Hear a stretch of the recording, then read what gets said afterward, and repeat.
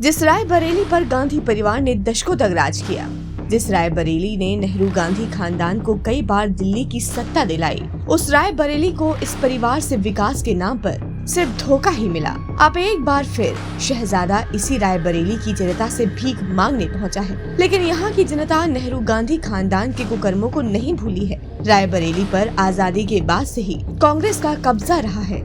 साल 1952 से 1957 तक राहुल के दादा फिरोज रायबरेली से सांसद रहे। साल 1967 से 1977 तक दादी इंदिरा और 1980 में फिर सांसद चुनी गई। इसके बाद साल 2004 से 2024 तक मां सोनिया गांधी सांसद रही। अगर आप सोचते हैं कि इस नेहरू गांधी परिवार की वजह से रायबरेली में विकास की गंगा बह रही होगी, तो भूल जाइए। इस परिवार ने रायबरेली की जनता को सिर्फ अपना वोट बैंक समझ उनकी भावनाओं से खिलवाड़ किया। 2014 से पहले रायबरेली में ना तो रोजगार के अवसर थे और ना ही सही स्वास्थ्य और शिक्षा सुविधा थी। यहाँ पर चुनाव से पहले फैक्ट्रियाँ लगती और चुनाव के बाद बंद हो जाती हैं। Raebareli textile, Modi carpet, Sheena home tax, sugar mill जैसी फैक्ट्रियाँ कांग्रेस काल में ही बंद हो गयी।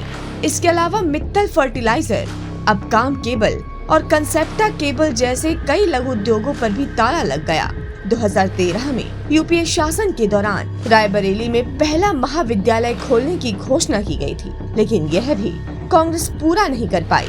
नेहरू गांधी के तानाशाही रवैये से रायबरेली की जनता में भी भारी नाराजगी थी। यही कारण है कि सोनिया गांधी चुनाव लड़ने की जगह राज्यसभा का रास्ता चुना। लेकिन राहुल गांधी, जिनको अमेठी की जनता 2019 में नकार चुकी है, वे अब रायबरेली पहुंच गए हैं। लेकिन रायबरेली की जनता पहले ही इस शहजादे को टाटा बाय बाय बोल चुकी है।